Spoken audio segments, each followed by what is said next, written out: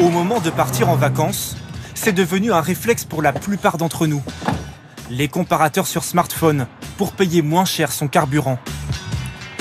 Dans les Hauts-de-Seine, cet automobiliste a choisi cette station avant de partir demain, l'une des moins chères du quartier.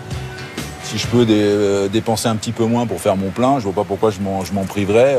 J'irai pas faire un détour de 50 km pour économiser quelques euros, mais si c'est facile, pourquoi s'en priver?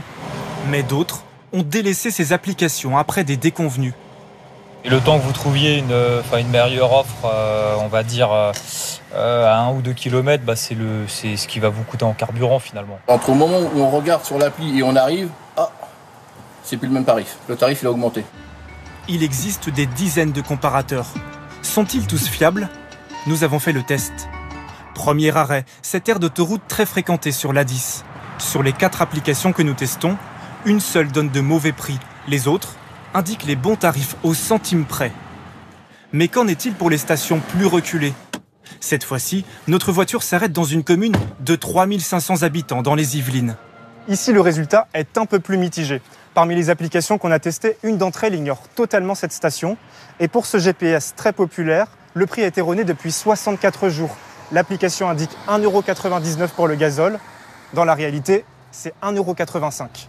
Des incohérences, car ces applications sont souvent collaboratives. Les prix sont renseignés directement par les automobilistes. Pour les stations où il y a beaucoup de trafic, où les utilisateurs mettent à jour souvent les données, vous allez avoir les données qui sont fraîches il y a quelques minutes. Et puis pour les petites stations pour lesquelles il y a très peu de passages, dans le pire des cas, vous allez avoir l'information vieille d'une semaine. D'autres applications se basent sur les chiffres du gouvernement. Démonstration à côté de Chartres avec ce pompiste indépendant. Comme tous les autres, il est obligé de transmettre les nouveaux prix au service de l'État. Quand il y a un changement, on va sur le site officiel du gouvernement et on change nos prix. On va mettre 1,990 €. Des prix exacts, mais qui ne sont mis en ligne qu'une fois par semaine par le gouvernement.